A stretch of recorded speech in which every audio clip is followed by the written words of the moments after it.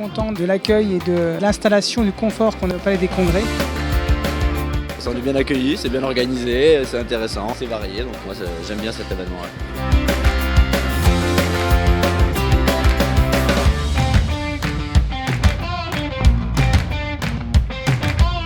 On est très heureux de vous accueillir donc pour ce 5e congrès. Après une chirurgie d'une blessure, il est courant d'observer un déficit du quadriceps. J'ai bien aimé la partie cheville avec l'intervention d'Alexandre Hardy et Brice Picot, surtout sur l'ankle go test. Et je pense quelque chose qui est très pratique pour nous dans l'activité libérale. Ici, le tendon réfléchi vient vraiment à proximité de cette capsule, d'où parfois des lésions, je dirais, capsulaires. Finalement, c'est une pathologie rare, voire très rare, exceptionnelle. On ne voit pas beaucoup. C'est principalement le joueur de foot ou de rugby. Parce qu'aujourd'hui, dans notre façon de rééduquer, on cherche à respecter des principes de base qui sont une prise en charge précoce de nos patients. Je pense que la dimension psychologique, elle est importante à prendre en compte aujourd'hui.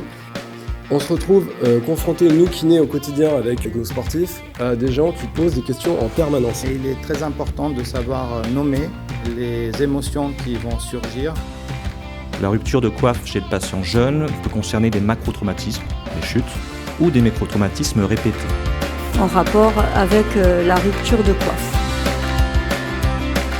Donc les objectifs à moyen et long terme sont beaucoup plus ambitieux, parce qu'on vise à faire reprendre ces patients leur activité professionnelle.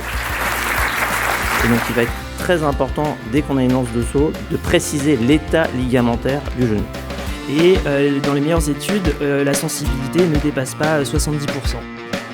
Pour moi en tant que clinicien, c'est surtout particularité, c'est que le pronostic fonctionnel est très important. Un tendon qui est en majorité noir, en T2, en T1, avec quelques zones qui peuvent être un peu blanches.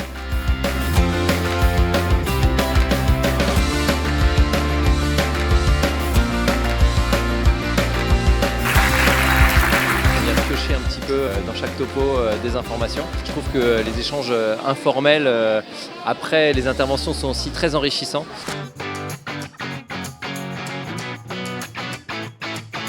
Ce qui m'a bien plu, et c'est pour ça que je viens aussi, c'est voir des topos où il y a toute la partie chirurgicale, radiologique et la partie kinésithérapie.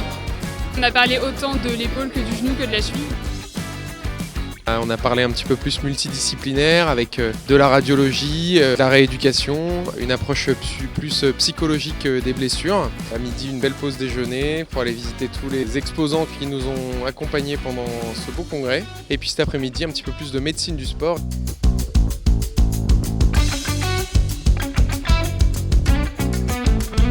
Les lombalgies ou les douleurs du rachis thoracique, c'est environ 10% des danseurs. Il y a une augmentation des troubles avec l'augmentation du nombre d'heures.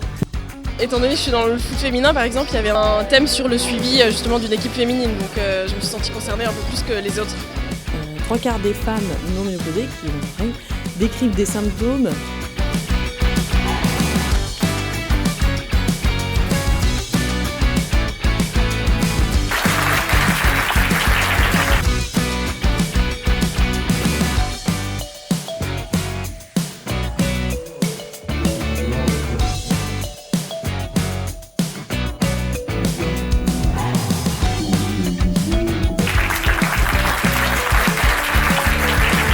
Merci à tous d'avoir participé à ce congrès. On espère vous voir nombreux pour l'année prochaine, pour le 6e épisode.